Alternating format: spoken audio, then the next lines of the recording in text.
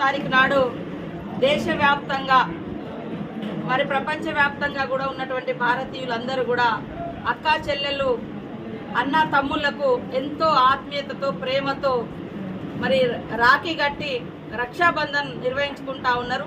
ఈ సందర్భంగా మన ములుగు నియోజకవర్గ అక్కా చెల్లెలకు అన్న తమ్ముళ్లకు కుటుంబ సభ్యులకు ప్రజలకు కాంగ్రెస్ పార్టీ కార్యకర్తలకు ఉద్యోగులకు అధికారులకు పత్రికా మీడియా సోదరులకు అందరికీ పేరు పేరున హృదయపూర్వక రక్షాబంధన్ శుభాకాంక్షలు తెలియజేస్తూ రాష్ట్రంలో ఉన్నటువంటి అక్కా చెల్లెలు అన్న తమ్ములు అందరూ కూడా సంతోషాల మధ్య ఈ యొక్క రక్షాబంధన్ నిర్వహించుకొని రాబోయే కాలంలో అక్కా చెల్లెలను దీవిస్తూ గౌరవిస్తూ ఎదగనిస్తూ వారి యొక్క అక్కా చెల్లెల ఆ ఎదుగుదలలో ప్రతి సోదరుడు మరి భాగస్వామ్యం పంచుకొని ప్రతి మహిళ వెనుక ఒక పురుషుడు ఉంటాడు అనే విధంగా ఈనాడు ప్రతి ఒక్క మహిళకు రక్షణగా తోడుగా మరి ఆర్థిక రాజకీయ సామాజిక కుటుంబ బంధాలలో అనుబంధాన్ని ఆత్మీయతను పంచే విధంగా సమాజం వర్ధిల్లాలని రాష్ట్రం అభివృద్ధి పదంలో ముందుకెళ్లాలని మనస్ఫూర్తిగా రక్షాబంధన్ సందర్భంగా కోరుకుంటా ఉన్నాం. డాక్టర్ బిఆర్ అంబేద్కర్ గారు చెప్పినట్టుగా ఏ సమాజంలో అయితే మహిళలు ఆర్థిక రంగంలో పురోగతి సాధిస్తారో ఆ సమాజం అభివృద్ధి చెందినట్టుగా భావించబడుతుంది.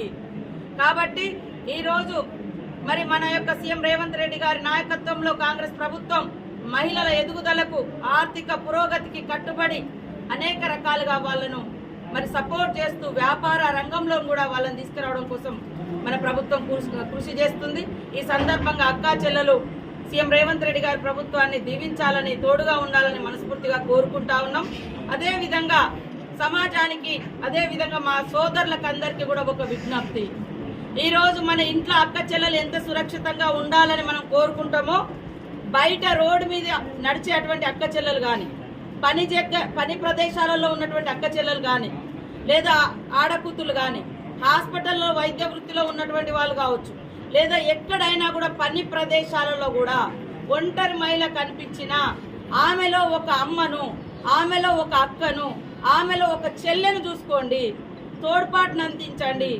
వాళ్ళ కష్టాలలో కన్నీళ్ళల్లో వాళ్ళ యొక్క మరి ఎదుగుదలలో మనం తోడుగా ఉంటామనే ఒక మంచి సాంప్రదాయాన్ని కలిగినటువంటి మన దేశము మహిళల్ని పూజించే దేశంలో మరి రోజు రోజుకు అత్యాచారాలు హత్యలు లైంగిక వేధింపులు కూడా పెరిగిపోతున్నాయి. కాబట్టి మన ప్రభుత్వం ఖచ్చితంగా దోషులను కఠినంగా శిక్షిస్తూ ఉంది. ఎప్పటికప్పుడు ఏ క్షణం కూడా అవకాశం ఇవ్వకుండా ఎలాంటి నేరాలుంటే దానికి తగ్గట్టుగా ఉన్నటువంటి సెక్షన్స్ ఆధారంగా యాక్ట్ ఇంప్లిమెంటేషన్ చేసి వాళ్ళని శిక్షిస్తూ ఉన్నాము. కాబట్టి మేమేమంటున్నామంటే శిక్షతో పాటు శిక్షణ కూడా అవసరము. ఈరోజు మహిళల పట్ల అసభ్యంగా ప్రవర్తించి హత్యలు చేసేవారి పట్ల వేధింపులు చేసేవారి పట్ల అత్యాచారాలు చేసేవారి పట్ల కఠినంగా ప్రభుత్వం అమలు చేస్తే చట్టాలను శిక్షిస్తాం.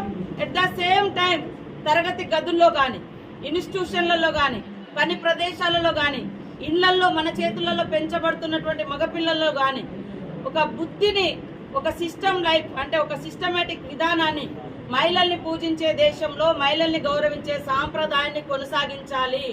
ఎప్పుడు కూడా ఇతర మహిళల పట్ల చులకన భావము లైంగిక వేధింపులు హరాస్మెంట్స్ మహిళలను ఎత్తుకెళ్లి అపహరించి మరి వివిధ ప్రదేశాల్లో అమ్మడము ఇలాంటి నీచమైన వాటికి పాల్పడద్దు. ఇది మంచిది కాదు ఒక తల్లి కడుపులో పుట్టినటువంటి బిడ్డకు అనేటువంటి మెసేజ్ను కూడా మనము ఈ రక్షాబంధన్ సందర్భంగా మరి సమాజానికి అందివ్వాల్సిన అవసరం ఉంది. కాబట్టి నాకు గత 20 సంవత్సరాలుగా రాజకీయ రంగంలోకి వచ్చిన కానుంచి నాకున్న ఏకైక సోదరుడు మరి మరణించడం జరిగింది. కానీ ఆ రోజు నుంచి ఈ రోజు వరకు ఉద్యమంలో ఉన్నప్పుడు ఉద్యమకారులు సోదరులుగా భావించినాము.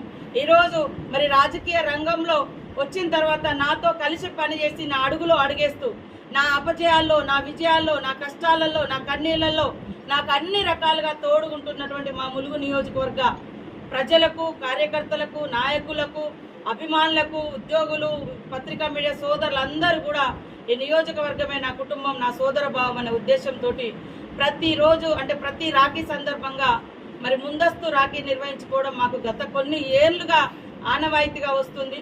ఎందుకంటే ఇక్కడ నిర్వహించుకున్న తర్వాత మరి రాష్ట్రంలో ఉన్నటువంటి పార్టీ పెద్దలకు మరి సీఎం రేవంత్ రెడ్డి గారికి కూడా వారు గత దాదాపుగా 8-9 సంవత్సరాలు 10 సంవత్సరాల నుంచి కూడా కట్టుకుంటూ వస్తున్నాం.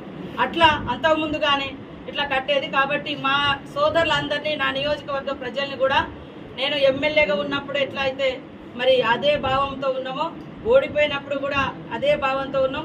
ఈరోజు అధికారంలో ఉన్నా కూడా నా సోదరులు, నా నియోజకవర్గ ప్రజలే నా కుటుంబంగా భావించి మొదటి పండుగ ఈరోజు రక్షాబంధన్ను మా నియోజకవర్గ కేంద్రంలో నిర్వహించుకోవడం నాకు చాలా సంతోషం.